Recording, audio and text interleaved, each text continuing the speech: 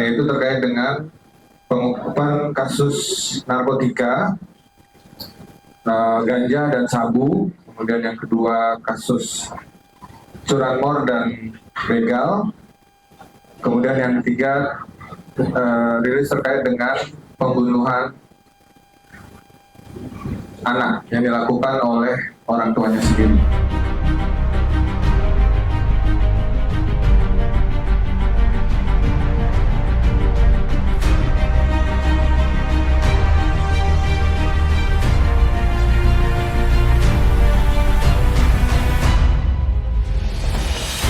Ya, untuk barang bukti Arnold, ini ya, 2 plastik bening berukuran sedang.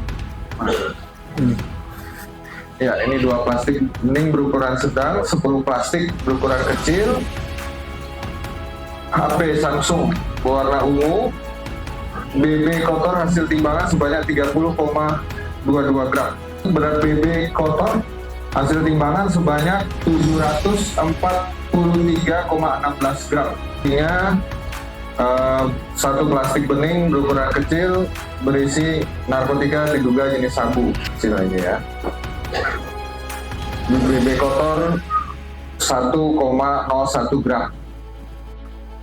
Pasal yang dilanggar pasal 114 ayat 1 junto pasal 112 ayat 1 junto pasal 127 ayat 1 huruf H. Undang-Undang nomor 35 tahun 2009. Undang-Undang nomor 35 tahun 2009. Siap. Dengan ancaman hukuman maksimal 20 tahun. 20 tahun penjara. Terkait dengan para tersangka yang sudah berhasil kita amankan, tersangka narkotika jenis sabu atas nama Surya Cipta Saputra, yang bersangkutan pernah juga melakukan tindak pidana di bidang narkotika sebelumnya, sehingga yang bersangkutan termasuk residivis.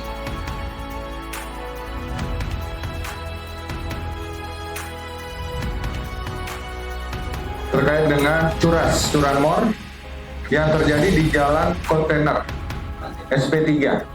Jadi jalan menuju Pelabuhan Arar, Distrik Mayamuk, Kabupaten Sorong. Jadi korban ini tukang ojek. Jadi mengantar penumpang yang terduga pelaku. Jadi berangkat dari depan kantor Capil Kota Sorong dengan tujuan Aimas ataupun ke arah SP3 Kabupaten Sorong. Setelah sampai di daerah SP3, tepatnya di Gapura, jalan menuju Pelabuhan Arar Kabupaten Sorong, penumpang ataupun terduga pelaku meminta korban untuk berhenti. Dan pada saat itu korban berhenti, ya tukang ojek itu berhenti, kemudian pelaku langsung memukul korban dengan menggunakan tangan dan kayu sehingga korban terjatuh. Dan terduga pelaku membawa sepeda motor Yamaha M3 warna biru, ini sepeda motornya. Pasal yang disangkakan adalah pasal 365 ayat 1 KUHP tentang tindak pidana pencurian dengan kekerasan dengan ancaman pidana paling lama 9 tahun. Ya, itu. Ini untuk kasus curanmor ataupun yang istilahnya kita kenal begal gitu ya, begal curanmor. Kejadian ini ada seorang ayah yang melakukan kekerasan terhadap anak dan kekerasan dalam rumah tangga mengakibatkan anaknya sendiri meninggal dunia. Ya, itu terjadi pada hari Selasa, tanggal 4 April 2023 di Kampung Wamenagu, Distrik Saget, Kabupaten Sorong. Jadi rumahnya sendiri, memang rumah dan sekaligus dijadikan kios untuk berjualan.